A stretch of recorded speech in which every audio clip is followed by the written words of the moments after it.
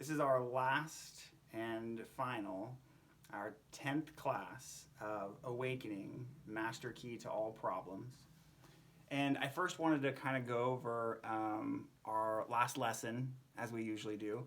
And then, if we have time, we might do a little breakdown of what the essence of each one of the past lessons were. I'm not sure if we'll have time for something like that.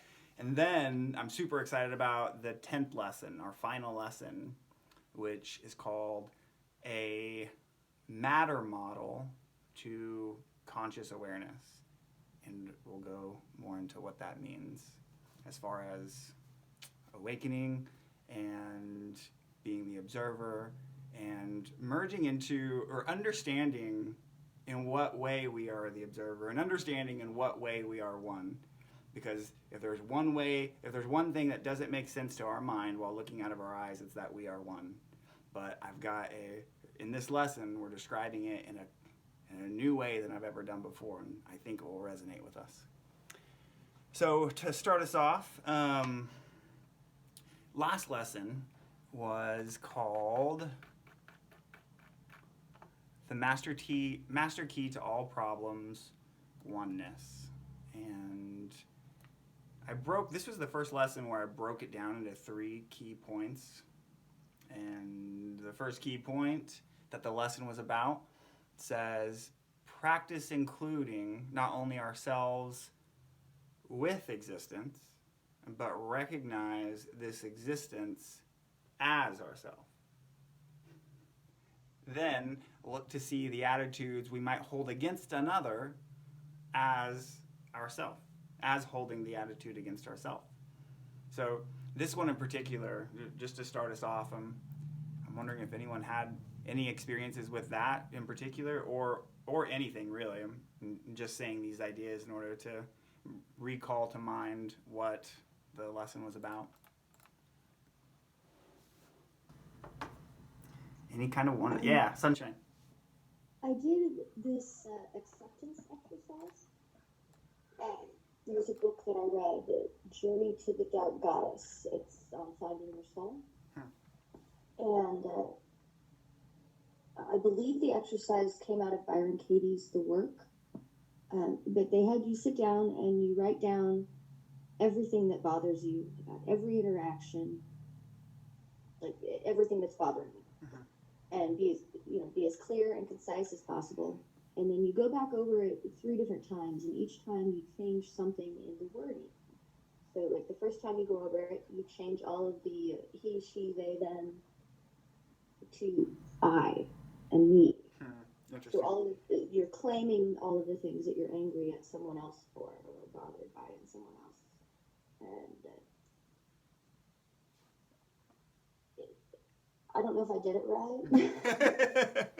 I think I need to do it again. It sounds really good. I would like to try that myself. That sounds really helpful. It was really powerful. Yeah, I would like to see what that experience is for myself and others too. It's like changing it and saying it. And for me, it's like saying it and then seeing where that might resonate within our own experience, where we actually do hold that against ourselves. Or we do hold something against ourselves. Yeah, it was really eye-opening. That's cool.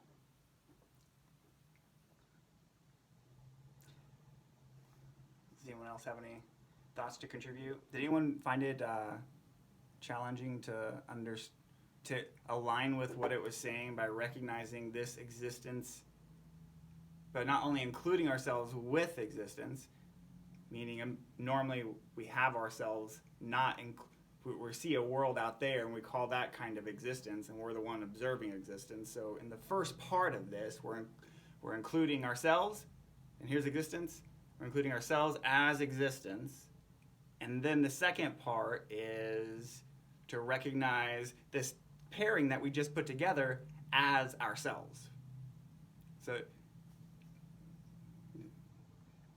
one comment, Brian, including ourselves as existence is a little different feel than including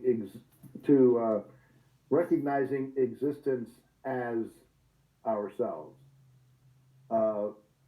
the former allows us, it's really easy to do, to think of we are part of existence, and so are so many other things.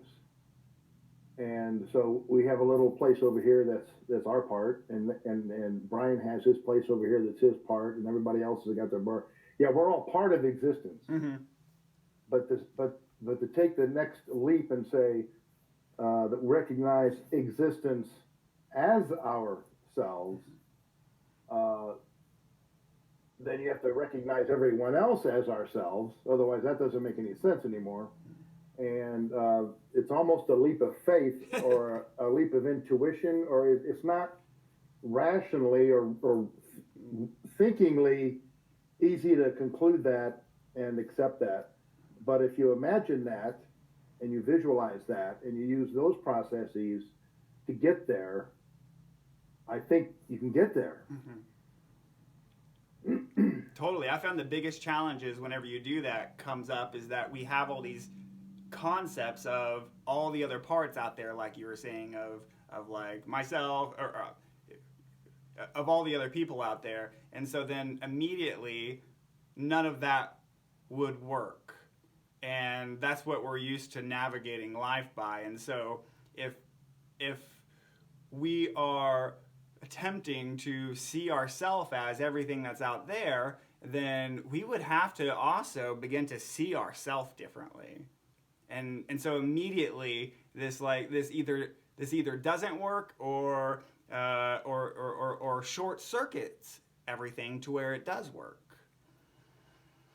Yeah, and when you introduce the idea of concepts, I remember your diagram, and if you acknowledge that your concept is not the thing, as you put, or your concept is not that person, that real person, that there may be a difference between your perception and that thing, and you say, okay, I got that, I can accept that. That example in the Gita with the, what fruit was that? Where the guy was mango. That mango example where he loves mangoes, but his dog doesn't look at them the same way he does. But the mango is the same thing. Mm-hmm. And we have two different individuals who see it differently. They have different concepts. Right. So if you wipe out the concept like you did, you just kind of wipe it out. Then you have things, and you can say, okay, I acknowledge the things as existence. I'm existence, but recognizing existence as myself instead of being part of that existence along with everyone else and everything else, that part is pretty easy to come by, I think. But then to turn it around, as you said, to short circuit that and say, I recognize the existence as ourselves, then you lump it together, and that step seems to be present at times and maybe weak at times. It kind of moves in and out, clumped together, and now we're all things, and now we're all existence, and now we're all things again, and now we're all existence. You know, mm-hmm. See what I'm saying? Yeah. It's not solid right now, and I can get there, but I can also step back a little bit and kind of, okay, wait a minute, I'm not there anymore. Mm-hmm. So maybe practice, maybe working with it, and maybe testing the truth of that short circuit is a way to go. I'm just throwing this out, guys. Mm-hmm.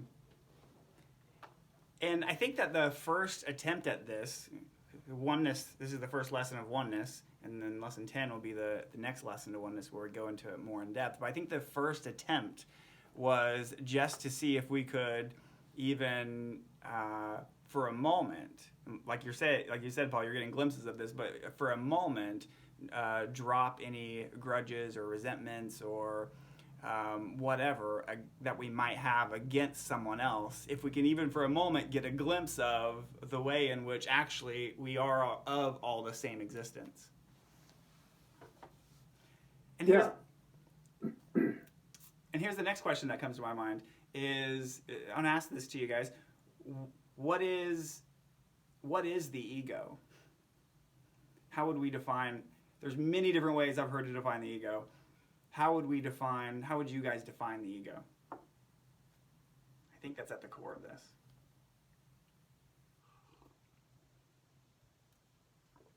Well, if I may, real quickly, it comes to mind, in this context, I would say the ego is trying to keep that separation, keep a little separation between all these things.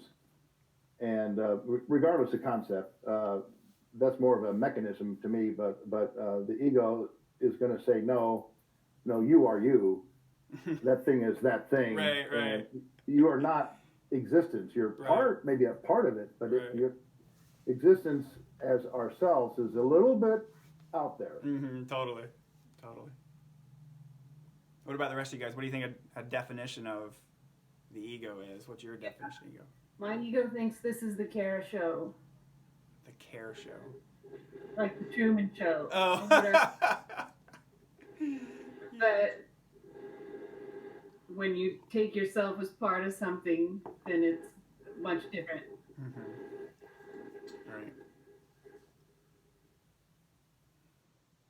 I think the ego is built in. It's part of our learning experience here in this life, and it's our built-in adversary that we have to learn to tame. And it certainly complicates and enhances the learning process, because it can be a very effective adversary. But I sense that once we get to the point of realizing that the ego is not in the inner core part of our soul, of who our spirit is, then it makes it easier to understand it as a facet of the material existence, realize that its tendencies are to be a juvenile delinquent, and that our job is to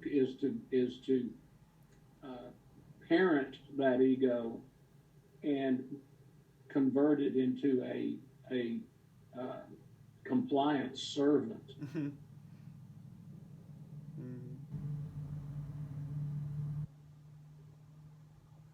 Yeah, I think all that sounds really good.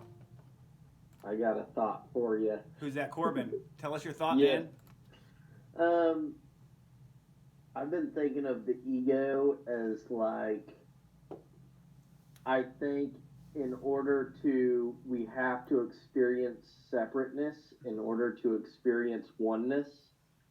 And the ego is the opportunity to experience separateness. The ego is separateness. Totally. And so it's totally necessary if we want to experience oneness. It's almost like the purpose of life is to experience separateness. Yeah. That's like the idea of like God divided his parts of himself so he could experience separateness. Mm-hmm. So ego's kind of a tool. It is the I'm separate. It's I. It's no we. It's just I. And it is total separateness. And that's why it's always so trying to protect itself. It's always defensive. It's always putting up walls. It's always trying to build this one entity and separate that entity from everything else. And so it's divisible, if that makes sense. Yeah, I love that. Yeah, I totally. So the thought form I have of what you're saying is kind of like prior to us being in one of these bodies, we existed as the infinite. We existed as with no boundaries. We existed as just everythingness, and that's super awesome. And also, if we wanted a experience of like you were saying, Corbin, to discover ourselves, then there would have to be an experience where if we wanted an experience to discover oneness, there would have to be an experience to where oneness didn't exist anymore, and the immediate perception was separateness. And then so that's us inside of these bodies, where when we look out of our eyes, everything is divided, everything is fractured into all the parts that's seen. Totally. Like, there is no good but no bad, you know? Mm-hmm. Like, if everything were the same, then there would be no experience. And so it almost has to be broken up in order to experience. Like, That's it, yeah. you know? I love that. There would be no experience. And so if the infinite everything wanted to have an experience, then it would have to be made to where there were things to experience. And for there to be things to experience, there has to be more than one. So it has to move from the everything into a body of which gave it the perception that there was more than one. And that is an experience, a finite experience. That's cool. I like this. And what do you think God's reason for doing that was? Tell us. I've thought about this many times, predicated on the premise that God is a infinitely omniscient, infinitely powerful, infinitely conscious and loving field of energy that was here before we are. There's only one thing, one answer that I can come up with with my tiny little brain as to why God created all these seemingly separate entities. Boredom. There you go. Boredom. That's God was bored, and he needed something to break the boredom. Mm-hmm. Mm-hmm. Well, could you use the word companionship? And in order to be a companion, you'd have to be equal, and you'd have to experience separateness to know unity, to That's know cool. oneness. Otherwise, you wouldn't know what it was. Yeah, that's cool. It's a Very, different way. very true, Paul. Yeah. Yeah, because it doesn't matter how intelligent and omniscient a solitary being is. That being, and of course, this is, these are human reactions, but that being is going to be bored and lonely. Mm-hmm. I tell you what, guys, I'm going to be really anxious to see the recording on this so I can play this part over and over and over. Mm-hmm. Just saying. Cool, good. All right, guys, any other thoughts on what you think that the ego is?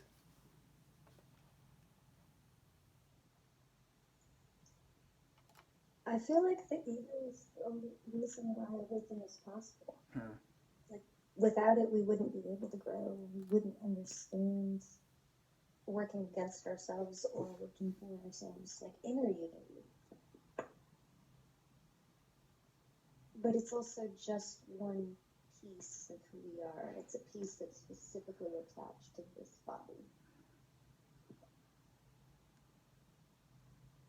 It's not who we are. Mm-hmm. As much as I may think it's hilarious to say I'm the center of the universe, I know because I'm sunshine. It isn't so. We're all a part of everything. Mm-hmm. Sunshine, you've been having some, what it sounded like from our text message exchanges, some kind of interesting experiences this week. Would you mind sharing any of that with us? I can try. So last week we had the week off, and I took a class on the superconscious field, working with the superconscious field. It's going to be offered again next week. If anybody's interested, I can share the link. And they introduced this concept of rapid recode. And as I got further along in the class, like the last day of class came up, and all of a sudden, I forgot all about it. And so I sat down to watch the replay, because we had a replay for 48 hours, and the replay was interrupted. I had to sit down 3 times before I was able to complete it. And each time, like, more and more opposition came into the world around me. And I was finally able to finish it earlier today. and the whole, like, everything just blew up all around me. All of a sudden, like, there's all this opposition everywhere,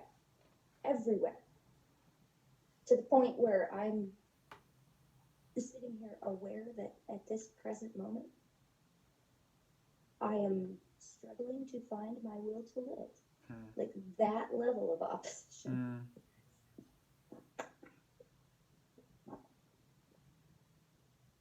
Yeah. I'd love that link. Okay. Yeah, I can text everybody that link here when we're done. Wonderful. I know Paul wants it. Thank you. Yeah, it was an amazing class.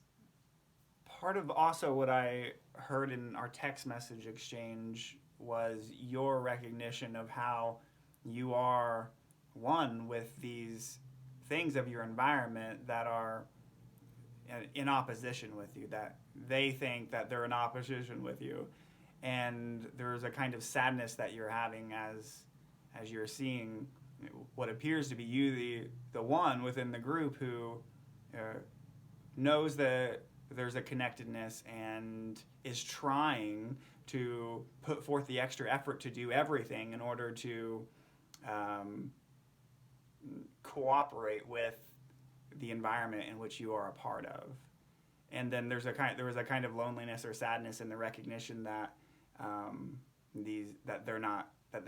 that's not where they're at.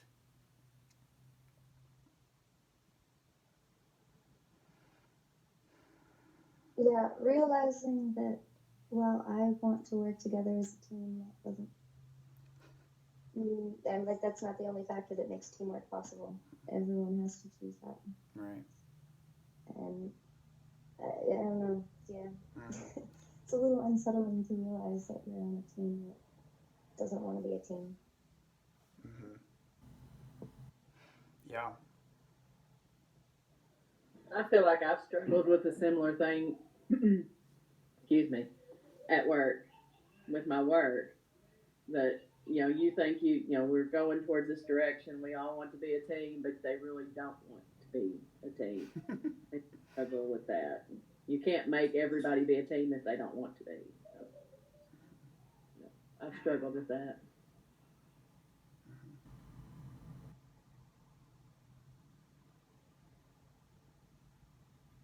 Does that give you an opportunity to? I like Stan's words the other day about. Oh shoot! I wrote it down somewhere about being a observer, a position of the observer, and observe that team and observe yourself also, and observe the whole, and take yourself away from that point of away from the observer, so that you can observe you and you can observe the team, and maybe get some of the angst out and get some of the bitterness or the frustration or those kinds of things, and step into a position of observer, and let maybe some of that stuff kind of settle, and then look at the team members and maybe find ways to draw them into the team, because you have that perspective that maybe they don't have, that point of observation that they aren't able to see yet, and you can use that to maybe draw them in a little bit better and bolster the team a little bit. Not in a real blatant way, that probably wouldn't work too well, but there may be subtle things that could be employed to draw them in. I love that, Paul, and there's an ongoing situation, with all of that for a long time, and I've tried to, especially over the last few months, because I've really been thinking about a lot of stuff, is to step back out of it and say, try to understand everybody's perspective in it, and try to back up and go, okay, this is why, I'm coming from this way, they're coming from this way, and really trying to step out of it, and then thinking how I can, try to intervene or, make it different and make it better. I've tried to step out of it, and some of that has helped, because understanding the whole concept of why, why we all know that. Trying to understand that more and stepping back from that has helped.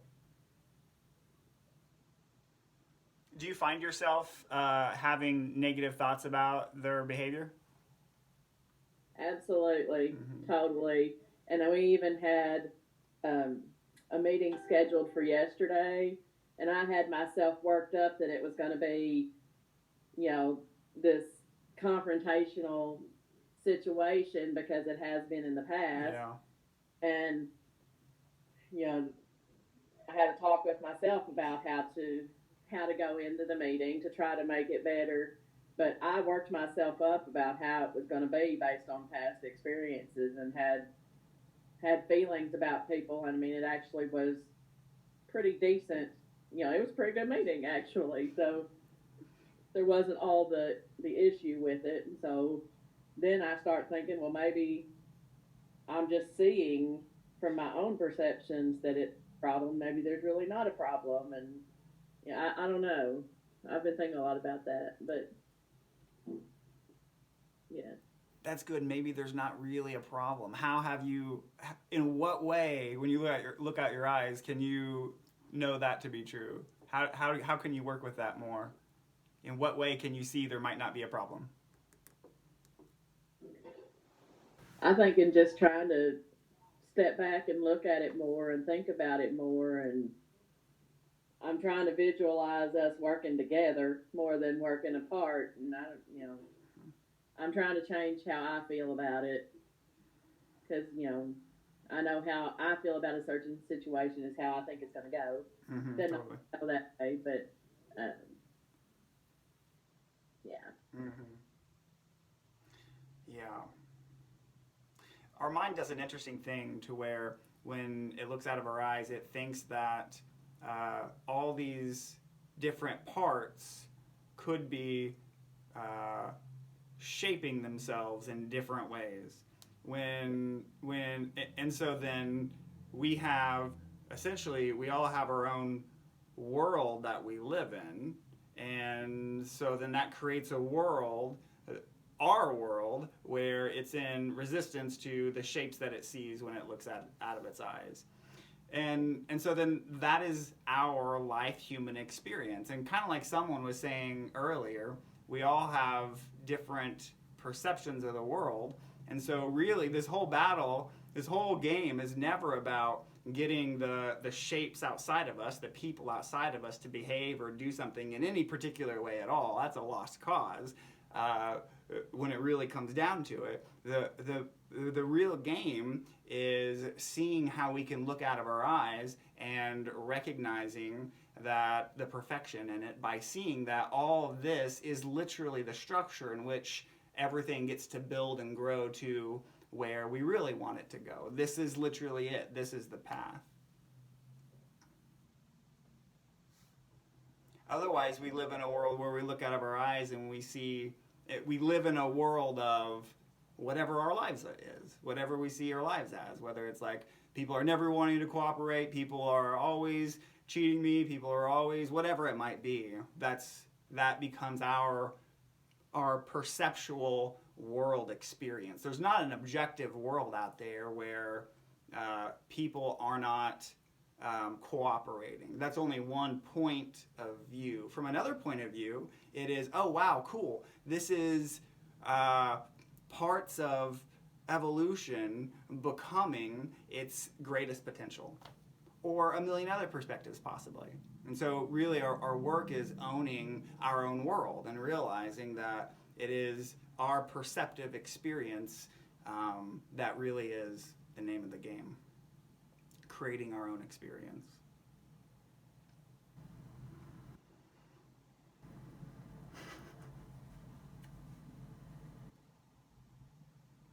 It's hard to let go of sticking our hand through the window though and moving all the parts around how we want it. We have to really want to experience a higher quality of life to pull our hand back a little bit and watch it grow.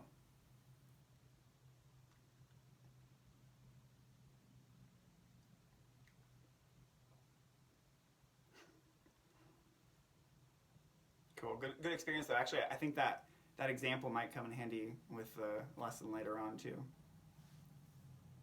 Did anyone else have any thoughts on ego or this lesson? Cher, I have a thought on your office situation. You might want to make written notes on this, not now, but if you do what I'm about to describe. The different people in this group, each of them in a group situation, their egos are more active. And so in a group situation, everyone has two factors that are at play, ego factors. One is fear and the other is desire.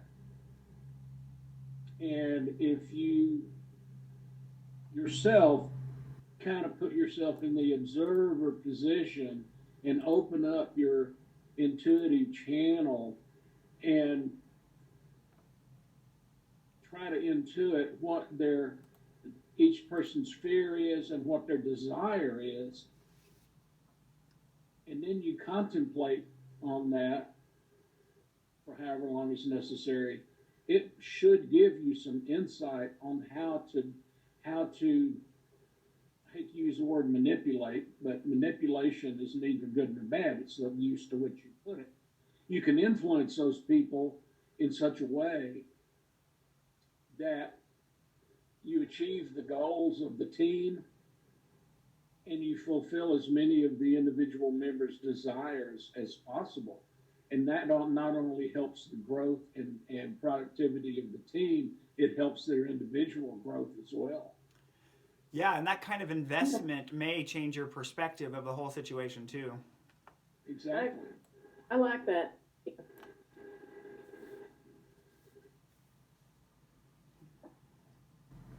Good stuff. Very good. Any other comments, guys? Lesson 9. That's cool. It's kind of becoming more about the ego. It's clarifying that this whole idea of oneness, separation, is really a similar story as the ego.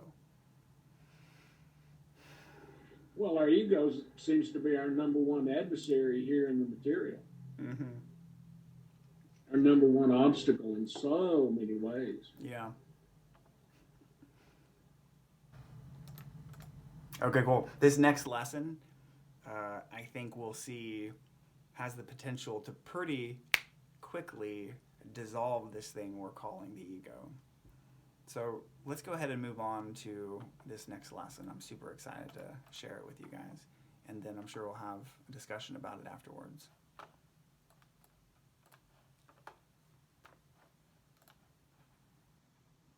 Okay, we're going to present a screen. Awakening Lesson 10.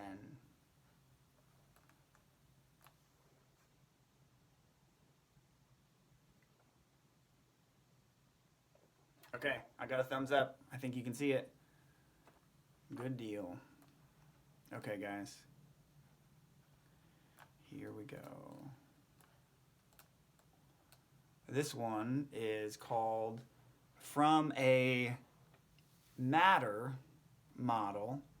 So that's a concept of the way we see the world, to conscious awareness. And I real affectionately put this funny little tag below it. It's a matter of consciousness. It's kind of funny, a matter of consciousness. Because really, that's the shift we'll be making, is between things being of matter and things being of consciousness. Stan, did you have something to say?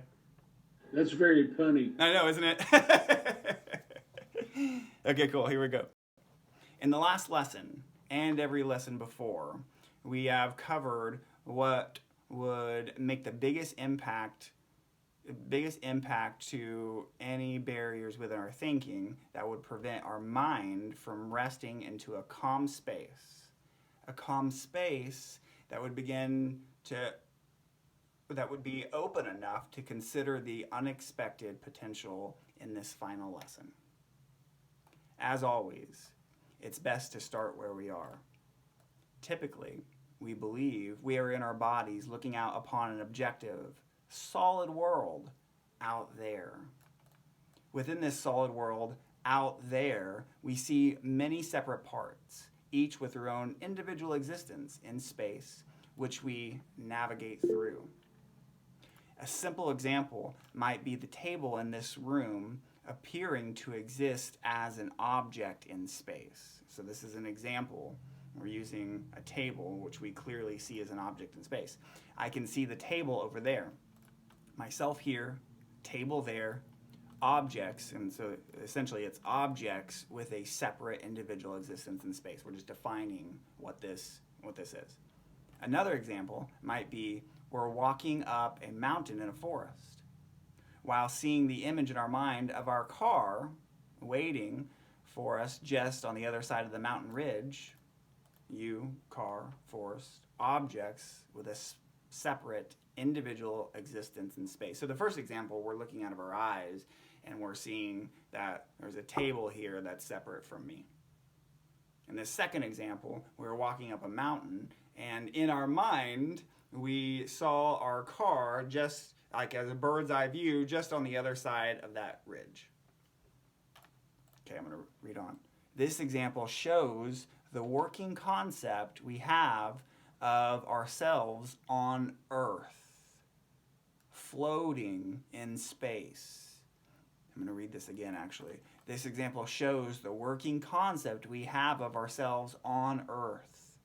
So the example that we just did, where we saw the bird's eye view of us walking up a mountain ridge with the car just on the other side, is an example showing the working concept we have of ourselves on Earth, floating in space, by which we understand all our experiences.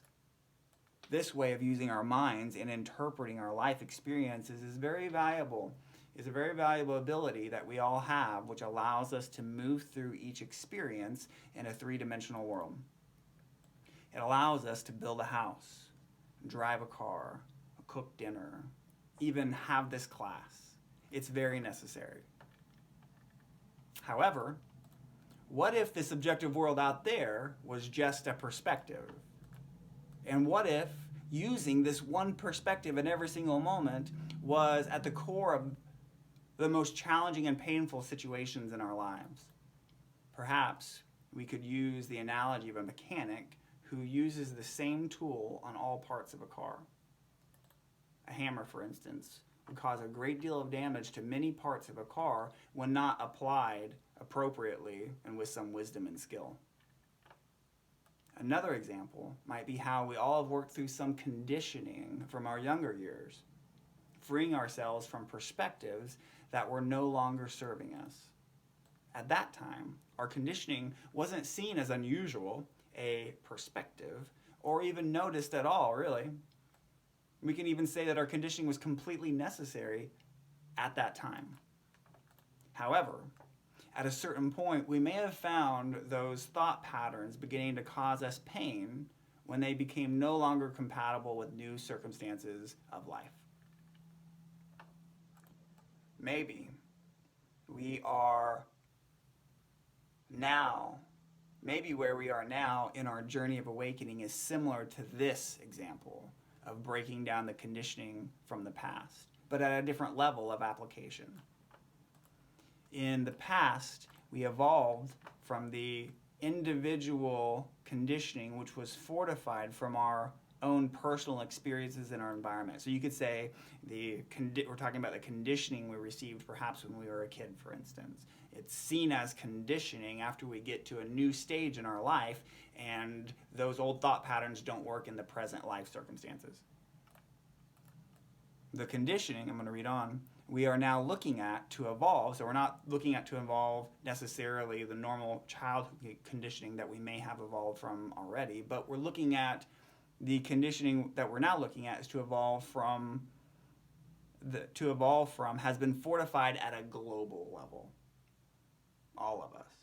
As if we all had the same one experience.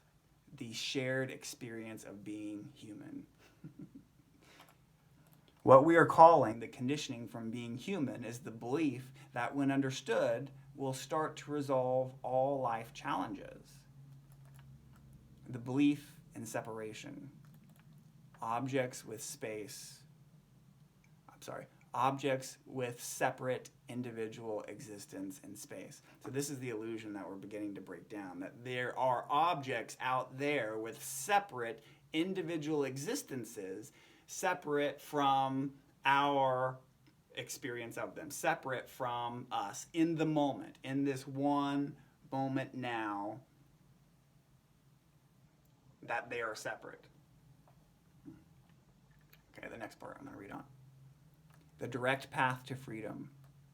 When we say an object doesn't have separate individual existence in space, this doesn't mean that what we see is a delusion or not really existing.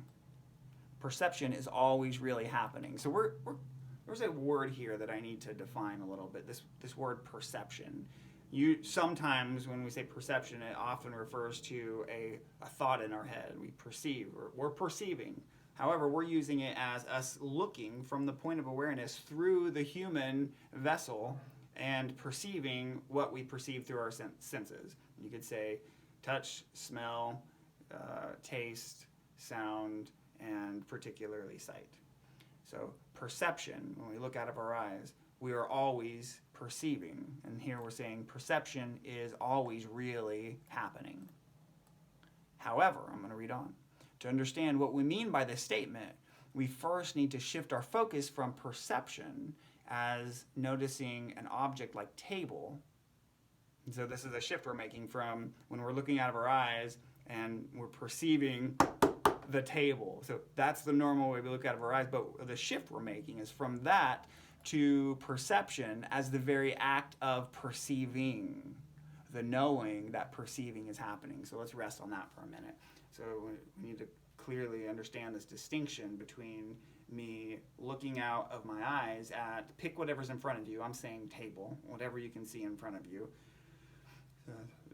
The shift from knowing that I'm perceiving a table, in which I see it as an object in space, to the knowing of the act of perception itself. So take a moment to identify, oh, I am perceiving. And what's interesting about knowing that you're perceiving as a whole, meaning the whole act of perceiving, is we're not identifying these individual objects in space like desk. We are simply identifying that we are perceiving. So look at your eyes right now and recognize that the act of perceiving is happening. The mind wants to immediately go to objects seen, but we're simply knowing that we're you could even say the word seeing. We're simply knowing that we're seeing. So, but we're using the word perceiving. So we're knowing that we're perceiving. So once again, this is a more intimate experience. This is more here, closer to our eyes, where perceiving is happening, where perceiving starts. If we say, I perceive this desk, then our perceiving is way out in front of us. But we're talking about the intimate act of perceiving itself as close to us as possible, just the knowing that we are seeing out of our eyes and perceiving, what we're calling perceiving. Okay, I'm going to read on. Let's experiment. This is why this was so important. So now we're going to use what we just did together there to move on to the next part. So let's experiment with our own direct experience. When we look out of our eyes and see a table, what allows the table to be there if it doesn't have its own individual existence? How can we verify that the table is not, quote, out there in the world as an independent feature from perception itself? So I'm going to read this again so we can clarify. How can we verify? So this is what we're trying to do, is verify that the table that we see here is not out there. So this is the breakdown of the ego. This is literally what changes the quality of our whole life experience. This is literally what changes and transforms every challenging experience in our life when we can realize that there isn't an out there happening. And so I'm going to read this again. How can we verify that the table is not out there? When we really get for ourselves that there isn't an objective table existing outside of our act of perceiving, then it changes every bit of our life experience. So I'm going to read it again. How can we verify, that's really the question, that the table is not out there in the world as an independent feature from perception itself? And the answer is by asking ourselves this simple question.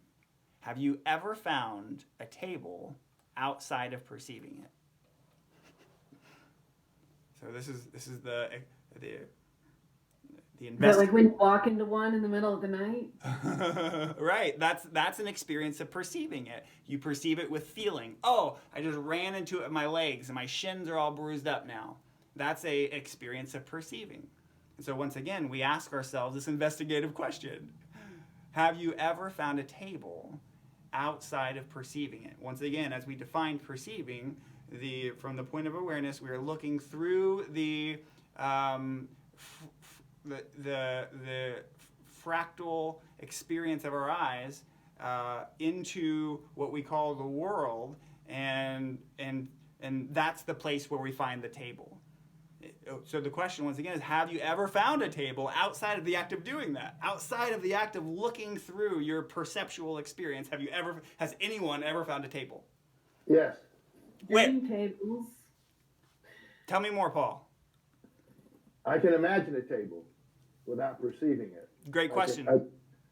Great comment. Thank you for bringing that up. Once again, from the point of awareness, is there anything that has ever been perceived found outside of the act of perceiving from that point of awareness? So once again, all of our senses are included in this, including our minds. This is all perceiving from that one point of awareness. If I then said no, does that mean it's not there?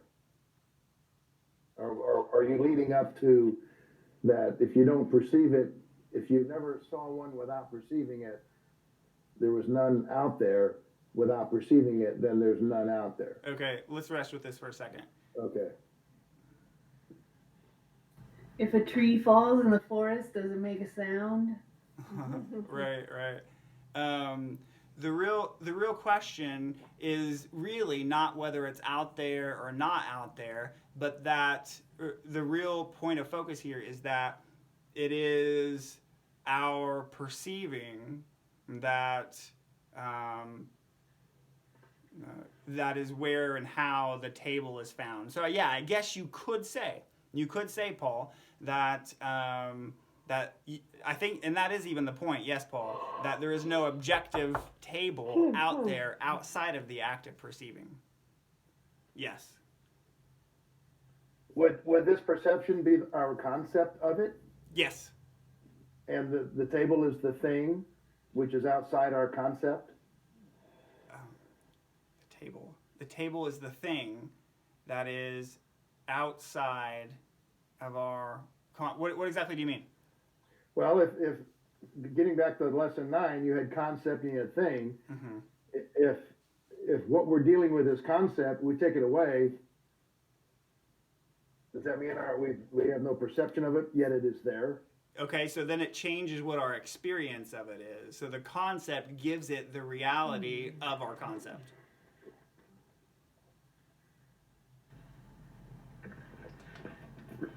Our concept gives a reality to what is perceived. That's a better way to put it. Our concept, the idea we have of the individual objects, gives the reality to the thing that is perceived, the individual object. And so what we're practicing to do in order to remove, so to speak, the concept that we have of things from the objects themselves, we're practicing to see them instead of objects, see all that is perceived as perception itself. Is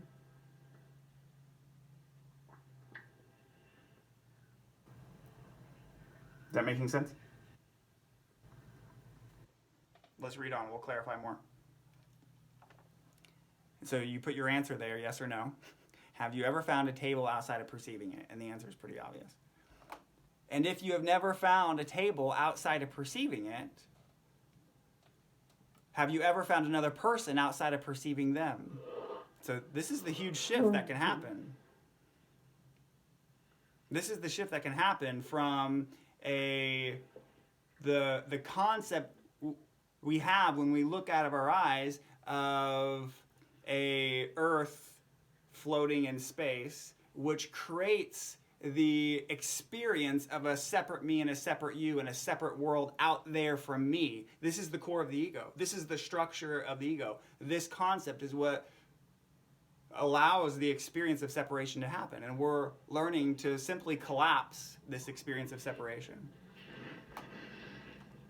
Hey, Lynn, there's a little bit of static on your end. Can you mute your microphone until you're ready to talk?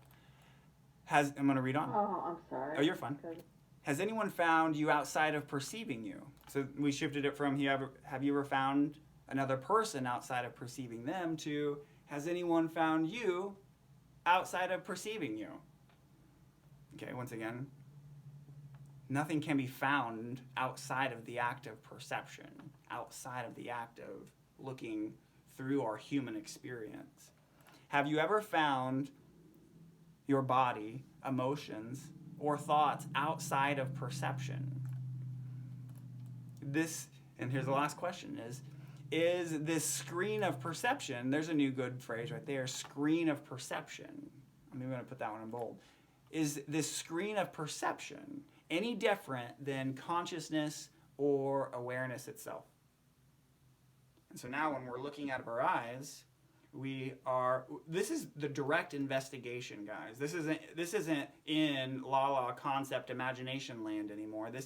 We're just going for not what people have told us in the past, not what an astronaut has came down and said, hey guys, from this point of view up here at space, this is what life is. This is reality.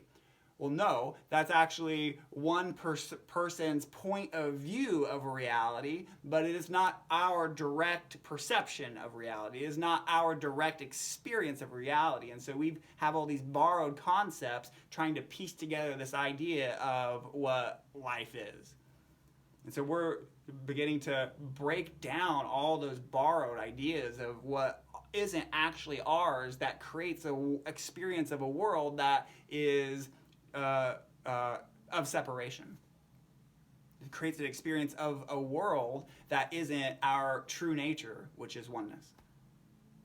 That creates our borrowed perceptions, creates our challenges that aren't innate to our direct experience. So we can discern for ourselves, reason out literally just for ourselves, just by sitting here and looking forward, what we have been believing that might be one person's point of view, but isn't our point of viewing things. So we're learning to honor our point of viewing things. So I'm going to read that last sentence again. Is this screen of perception any different than consciousness or awareness itself? So imagine yourself looking out of your eyes, and this is a screen, okay? So it's so ingrained in our minds that there is a world out there that this is extremely challenging for us at first. It's so ingrained in our minds that I am objectively looking at my eyes at a solid physical object in space. But what we're beginning to do is discern for ourselves if that concept we're holding in our mind when we look at our eyes is really helpful or really even true. And so we're just simply looking out of our eyes and realizing and investigating, am I looking at my eyes with an overlaid concept, or am I looking at my eyes at the direct experience of perception? And when we look out of our eyes and we believe there's a world out there, it's from the overlaid concept on top of what we perceive. And when we get a glimpse of this, the next sentence here, we have arrived. I'm going to read on. This moment, we catch a glimpse of this, we are changed forever. Just a glimpse is all that's needed to set the awakening into motion. There is a natural balancing that occurs when we start to see all the additions, concepts, we had been adding to our perceiving. All the places we made life more complicated than it was. As we have learned during our own direct investigation throughout this lesson, our Earth floating in space concept, which we're calling the matter model, is where we believe that things are consist of matter, that idea that things consist of matter in a world out there is, I'm going to continue reading, is the experience of an objective world out there. The objective world out there is the experience of a self-created subjective experience of separation. So the idea that things are made out of solid matter out there is an objective world, is our idea of an objective world out there, which is our experience of a self-created subjective experience of separation.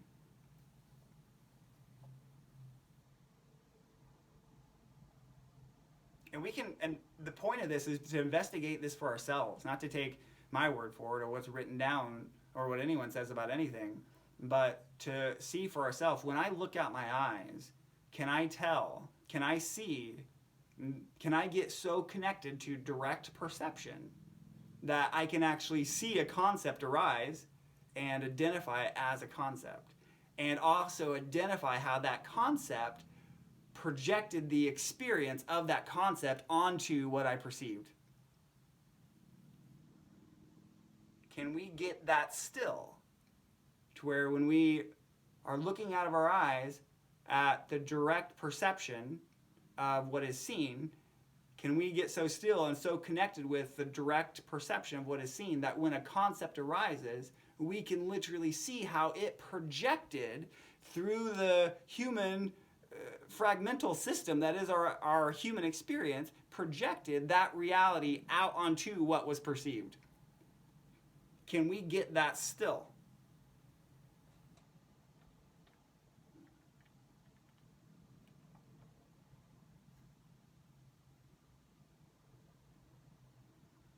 And it's a very simple process of investigating what your own direct experience is, just by knowing, just by the most simple thing that you can do, which is know that you are perceiving. And it comes back to that question. I'm going to scroll up to here it is, the question right here, which is, have you ever found a table outside of perceiving it? This is going to be pivotal in the freedom from separation. Have you ever found a table outside of perceiving it? Knowing that everything is filtered through this what we call human experience of looking through our brain and eyes, out through our senses, out into the world. Have you ever found a table outside of doing that? But we have a concept that says that there is a world out there, and I have proof of it, which is the concept of some astronaut who's been in space, or a satellite from space looking down on the Earth, seeing it as separate from all the other planets and all the other things. So we're constantly operating with these concepts, which have fragmented out into a million other concepts. Our understanding of how, when we walk up the mountain ridge, that there is going to be my car on the other side. That's a concept. And so what we're experimenting with is holding our attention on just the knowing of perception.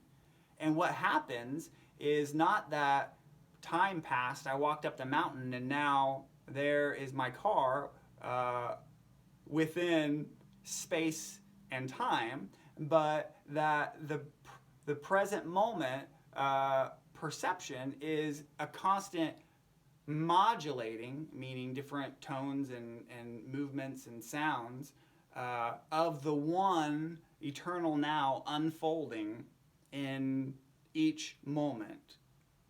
And this is just the natural, and what I mean by modulating and things unfolding in the eternal now is really just as I look at my eyes,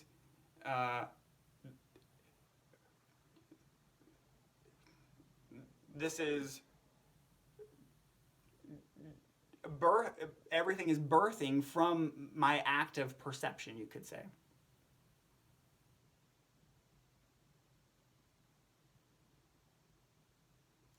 That has radical implications. This means that when there's someone else here with us, this means that there's someone else in the room with you, this would mean that they are a part of this, what is more akin to the reality we experience in a dream. But for some reason, we think that this isn't a similar projected experience as our experience of a dream. So let's just stay on that moment, on that note, for just a moment before we move on to the next part of the lesson, which is here's a scenario. Let's say that John, who represents conscious awareness, our true self, he goes to sleep in Springfield, Missouri, and has a dream. He dreams himself to be Henry V. And Henry V is representative of our human experience. Okay, so who did I say? John? Is that what I said? John, who fell asleep, is the source behind which Henry V in the dream has an experience in life. So John, once again, who went to sleep in Springfield, is the source of Henry V having a dream and walking the streets of New York. Okay?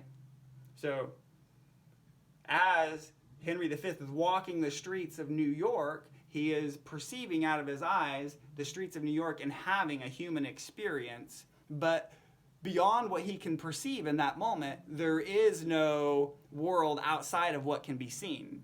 But as he continues to explore New York continues to unfold. Okay? So this scenario highlights our real experience awake here in our respective towns, our respective homes, in our respective bodies.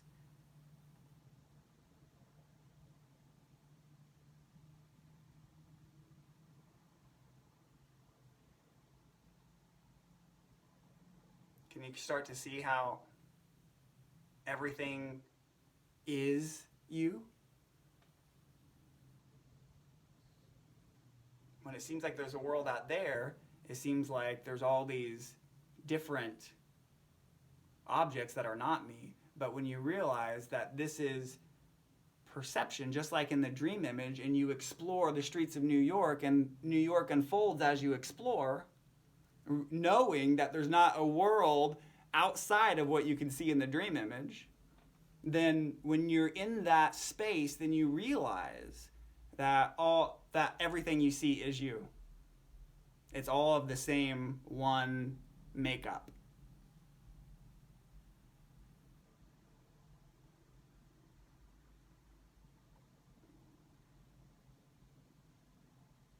How are you guys doing with this?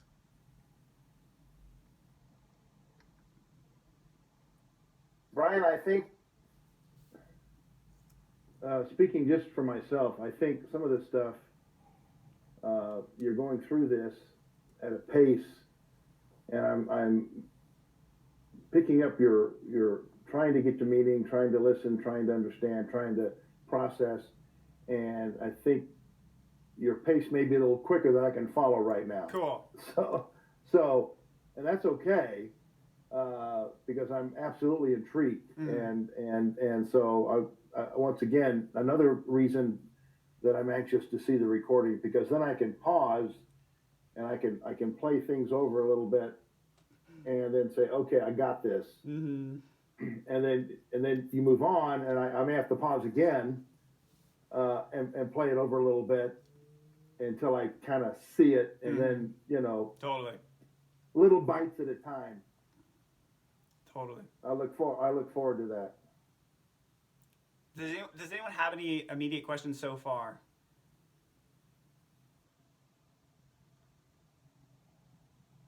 This has been the most life-changing.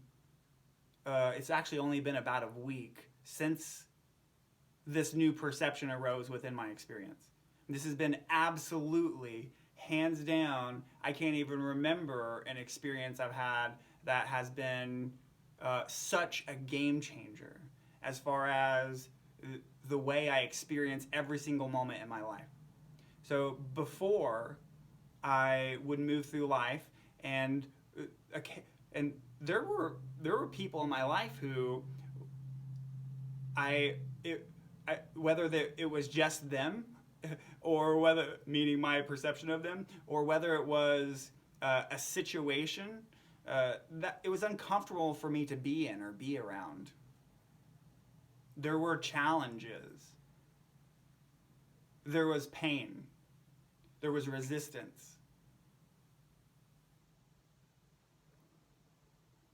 And always, for years and years, it's like trying to use my mind to figure out how to make life experiences better, which has its place.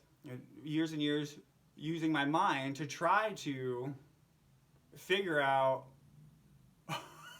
what I could do differently within myself or within situations in order to make life better. And it's like I always found myself in pain. And then I would find myself feeling good. And then I would find myself in pain. And then I would find myself feeling good.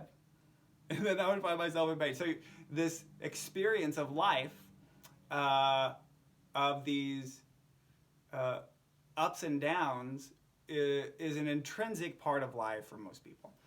And so this past week, though, I was being as still as I possibly could, which is what we were talking about, and in becoming, the words I would have used at that time is becoming totally present. It's like, how present can I be? And just sitting here being completely present, I come to the space to where I can see thoughts as they arise. And then it's like, okay, so let's even investigate this thought that says, I would like to go have a cup of tea. You guys know how much I like tea. So I would even investigate that thought.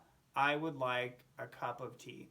And so even when within this presence, we can break that thought down. I would like a cup of tea. And so let's look at I. First of all, goodness gracious, what a concept behind I. And then I want a cup of tea. So there's a concept behind want, which is a pulling towards concept. And there's a concept of tea. And tea is essentially a concept when what the word tea represents, which is this cup with fluid and herbs in it, is not directly in front of my perception. And so just this idea of I want a cup of tea, investigating it more closely. And so let's go back to the I within this I want a cup of tea. The I in this has a huge concept behind it. That's like the most biggest one. And so when we have a thought like this, like I want a cup of tea, then due to our belief in what this sentence and all the concepts hooked to this sentence points to, we find our bodies getting up and going to get a cup of tea. Okay. But what we can do, so once again, still with the I want a cup of tea, we can break that down to where it's like, okay, that's that, and then want, that's that, a cup of tea, so that's that. And when we break down these words from this sentence, then all of a sudden it starts to lose its power. And I found that what was pulling me to go get up before, and this is just a simple analogy, but I think you guys get what I'm saying, now has no power over me in the light of pure awareness, in the light of breaking down each one of these individual thoughts, each one of these individual words, and all that they symbolize. They disappear. They lose their power and they dissolve. And so then I find that, oh my goodness, anything that arises in my mind affects my experience and causes my experience to be seen as something different. And so then it's just an investigation to see how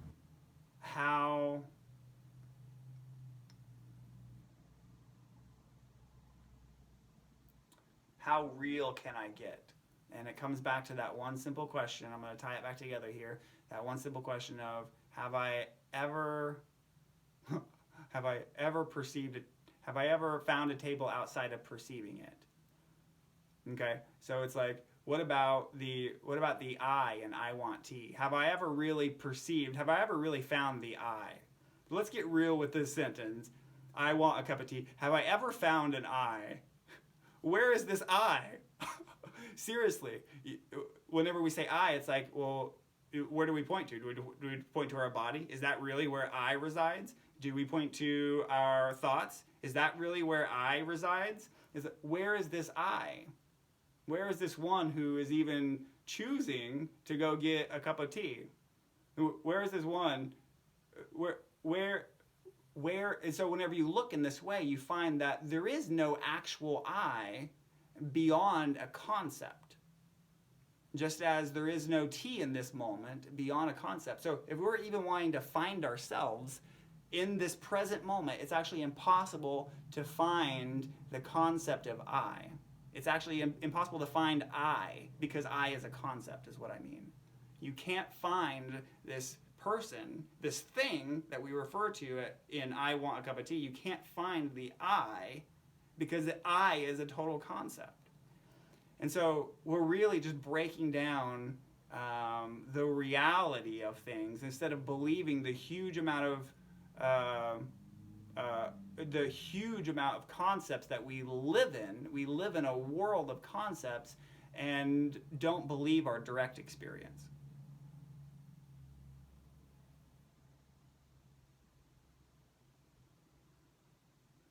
So, coming back to that most important question, have I ever found a table outside of perceiving it? And all this stuff is just investigative practices, guys.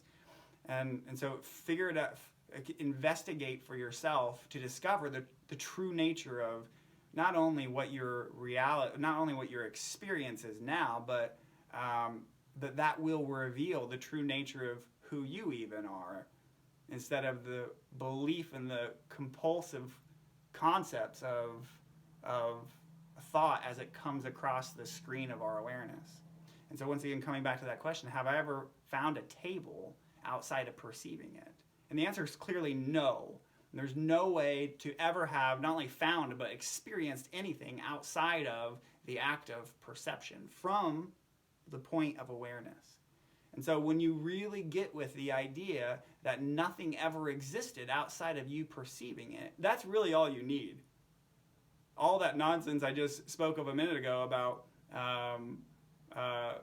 I want a cup of tea and perceiving into each one of those words is even pale in the light of identifying that no, quote, physical object has ever been found outside of the act of perceiving it.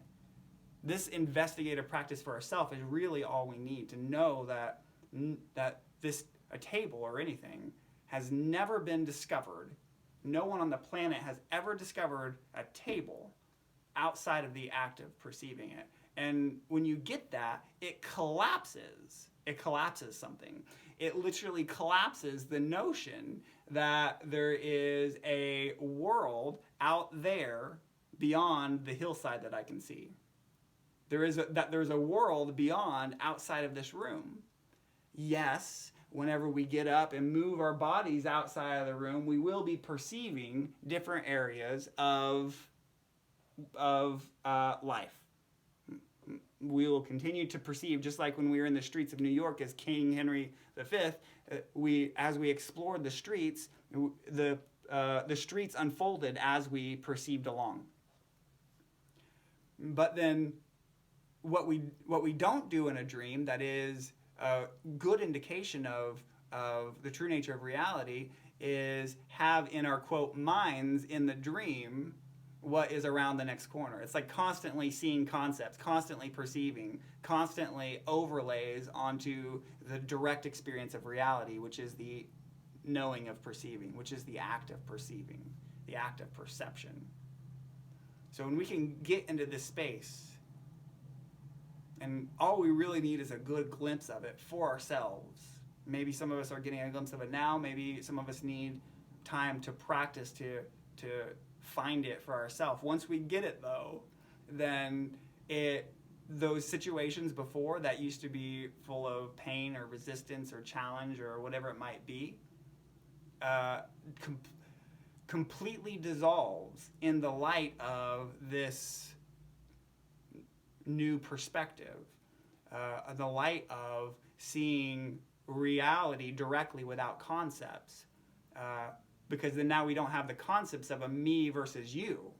It's just oh my goodness, I'm in like the inside of, I don't even know what you could say, a dream, you could say the inner levels, you could say your mind, whatever you want to call this. And it's only me and you here, and I used to be in like resistance to you or whatever, but man, now I know, I just kind of want to love you. I recognize there's nothing else outside of this moment. And granted, the moment will unfold to something else later on, but I wouldn't possibly pretend to assume like I knew what that moment might be, because I've seen for myself the pain that concepts cause, the confusion of the direct experience of reality that concepts cause.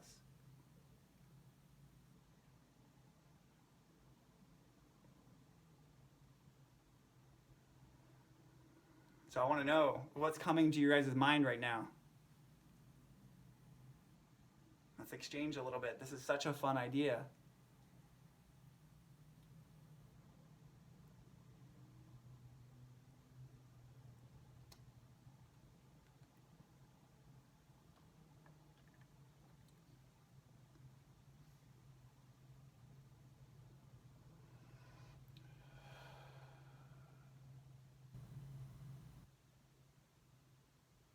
You can even start to look to your side. It's like, oh my goodness, I see you now.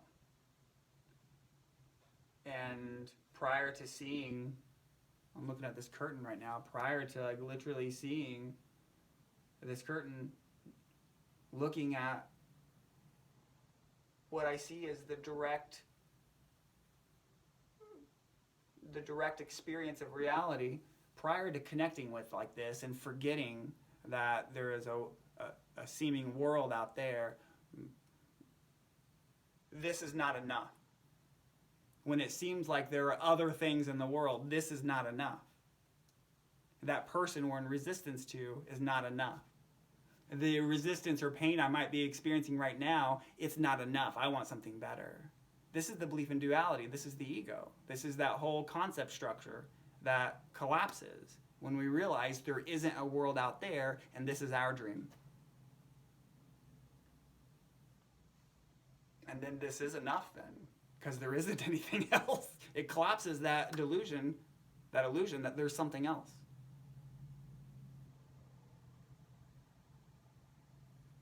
Which it only exists as a concept in our minds. That there is anything else besides this right here, right now.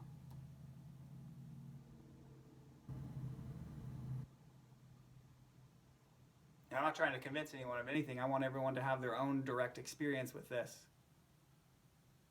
I can only talk about it in the way that I have because it has permeated my entire experience this past week. And it wouldn't have permeated in the way that it did without my commitment to understanding what I was noticing.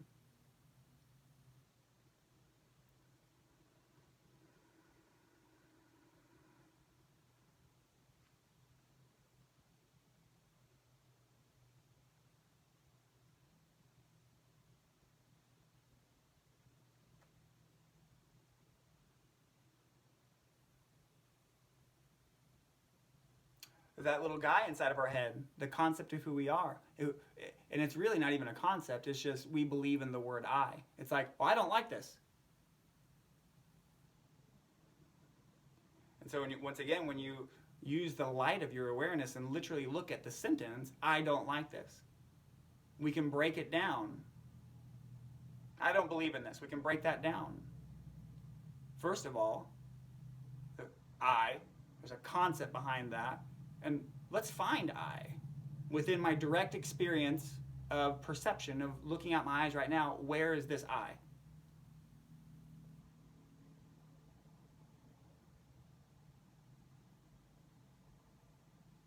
Where is it? Well, I look out and I see my body. I don't know if I can say that that's me. If I cut off my arm, I don't think you can perceive it. yeah, exactly. I cannot be found outside of a concept. And we've been believing this idea of a concept our whole lives. We've been believing in the I our whole lives. In everything that it says, every thought that comes up with, I don't like so-and-so, I do like this, we believe every single one of those. Because we haven't investigated, where the hell is this I?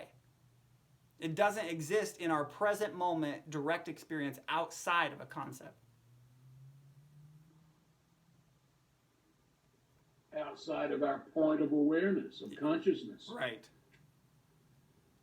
And so I don't believe in this. Okay, so there's just like other areas in our lives where we don't like something else, we have that projected experience of whatever that concept was. So we are then having that experience. But like Stan said, when we use our conscious awareness and become that awareness, meaning become totally present, look out of our eyes and realize that this desk has never been found outside of looking out of our eyes, then we can realize that there is no city over there beyond the horizon I can see. There is no street outside of these walls that I can see. And and the purpose of this is just to get as real as possible with your own personal investigation of what you believe is real versus what you have adopted that other people has said is real.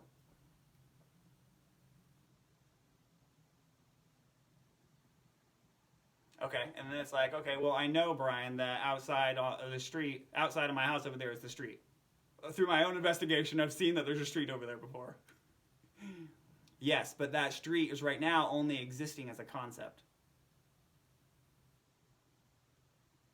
And we know what happens when we live in that concept world. We know the experience that brings. We know that's the experience of separation.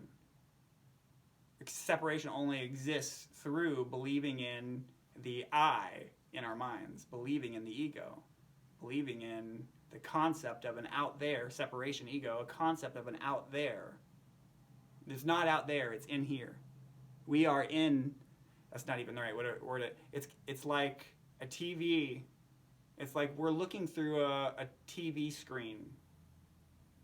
Only it's quite tricky because the screen that we have our face pressed up against has a body hooked to it, right? It's like it has this image, it has this percept. You can see this what we call a body. That's even a concept.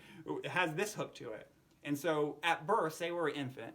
At birth, we have no idea of anything that's happening. There's no concepts to anything. We are boundaryless.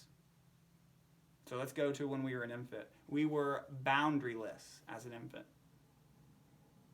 We didn't know our bodies from our parents' bodies from the crib.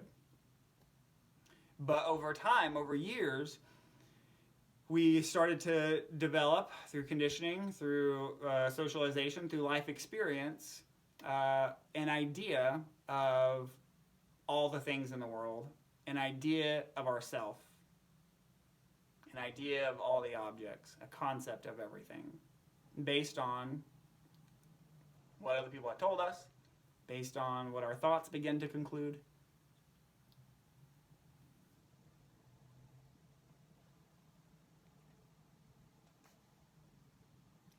When you use the word boundaryless, what comes to mind? Something we were talking about earlier. We talked about infinity. We talked about a creator that's boundaryless, that has no boundary.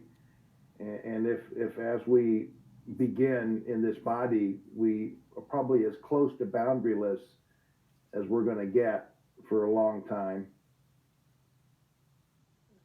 It's interesting when you use that word boundaryless. I wonder if there's a correlation there. A correlation between... As an infant with no concepts, boundaryless, that was the word you chose. And I was wrapping around on that word, and the last time that word would apply in our conversation was a creator. Totally. Yeah, I think they are connected. That's exactly what I meant to connect. Yeah. And so we don't have an ego when we're an infant. We are boundaryless. Ego creates separation. Ego creates the idea that I am separate from what is seen, which is part of the concept of a world out there, outside of what I'm perceiving, as independent from me. Go ahead, Paul.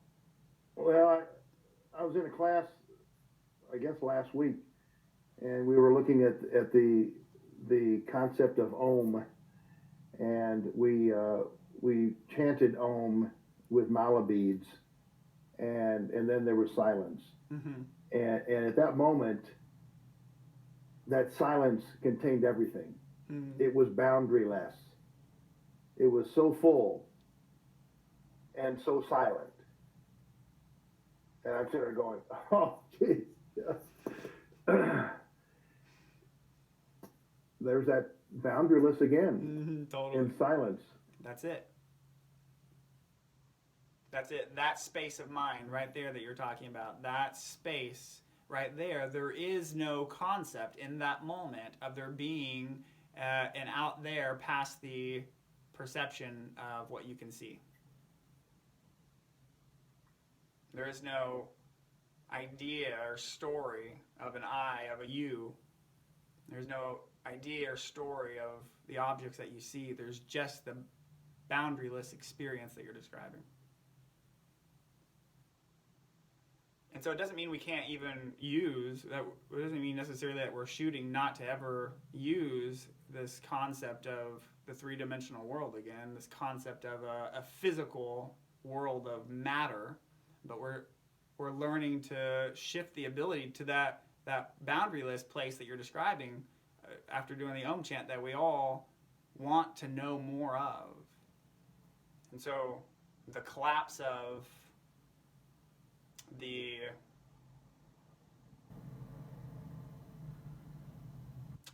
idea of separation through the ways that we described is a way to know that space as often as we want, not just on select moments of doing chants.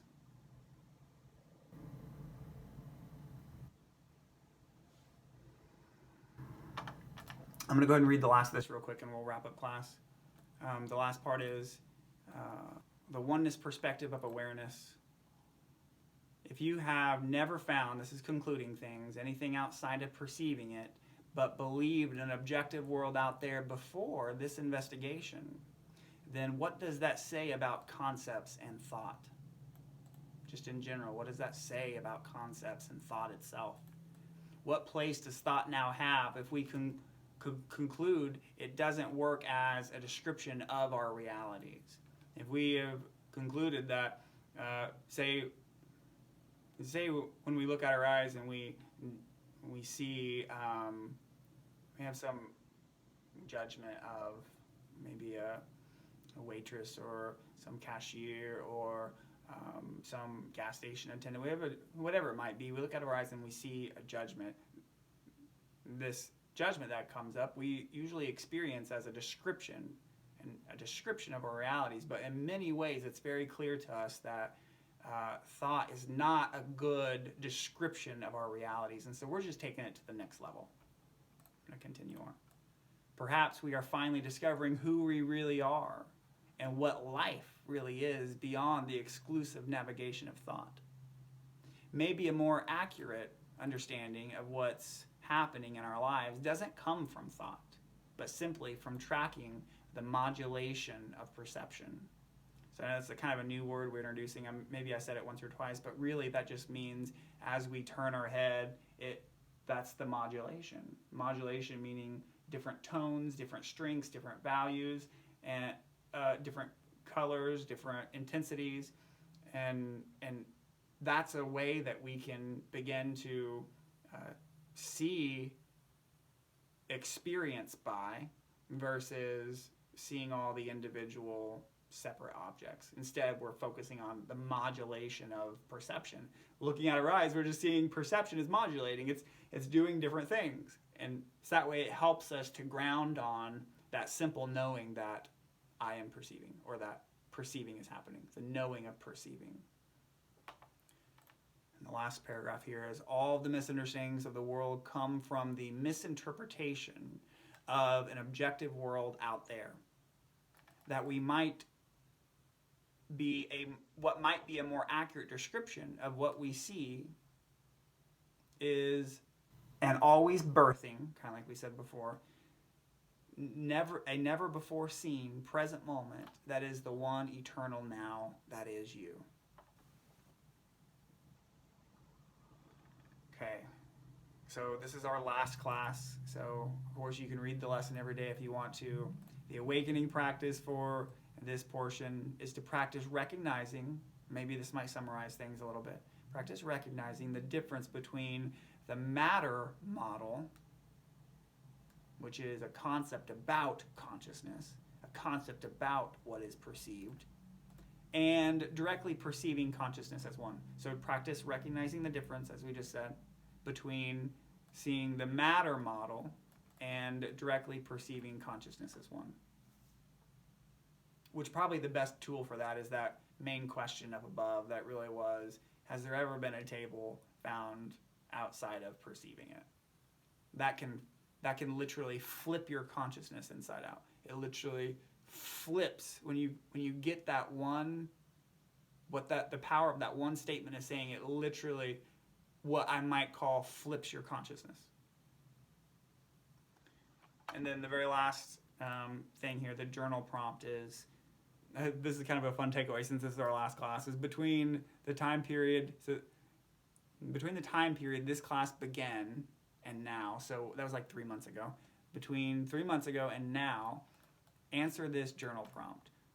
And the journal prompt is, what changes do I notice in how I see and experience the world? So just write a little bit about that. What changes do I notice in how I see and experience the world? So prior to starting this class and then now at the end of this class. And this assignment, I want you guys to email to me within 2 weeks. If you're interested, anyone who wants to do this, if you email this to me within 2 weeks, or text it, email would be better. Email it to me within 2 weeks,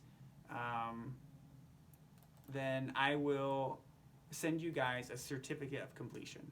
I thought that'd be a real fun way to conclude this class and to make it as official as possible, is if anyone sends me kind of the overall ways that they've noticed changes within how they see and experience the world and themselves, then I want to support anyone who wants to write something like that by going the next step and giving a certificate of completion.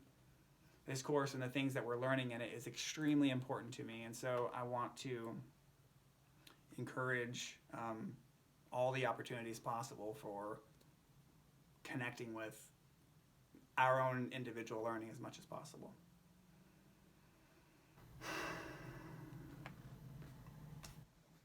Oh my goodness, this is our last class. This is so sad. This has been so fun. You know, Brian, I may have to. I don't see it as sad, because I see it as a lot of connectedness, the opposite of separateness that we didn't have before, and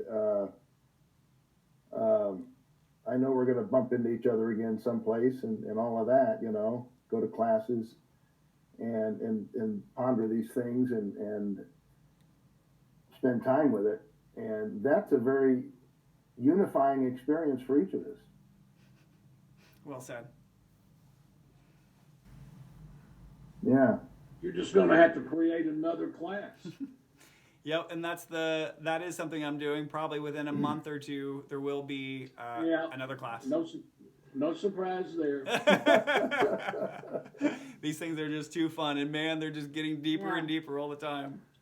That's the goal. Yeah. Really good. Good. Well, as always, guys, I absolutely love talking with every single one of you. I personally would love to have a conversation, at least on the phone, with every one of you. So please, if anyone is ever interested in having a conversation more about these topics and whatever, please stay in touch.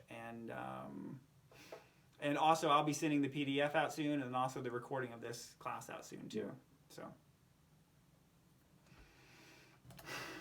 all right. Any parting words, anyone? Don't forget to send out the link to that tapping into the super consciousness course. Oh, Sunshine. I received it already. Yeah. I'm on my cell I phone. sent it during class because I kept getting distracted thinking about it. Thank you, Sunshine. Great. Thank you, Sunshine. All right, guys. I love you all tons, and we'll stay in contact. Very good. Good night. Good Bless y'all. night. Good night, everyone. Love you guys. Good night. Good night. Thank you. Welcome. Thank you so much. Super welcome. Thank you for being.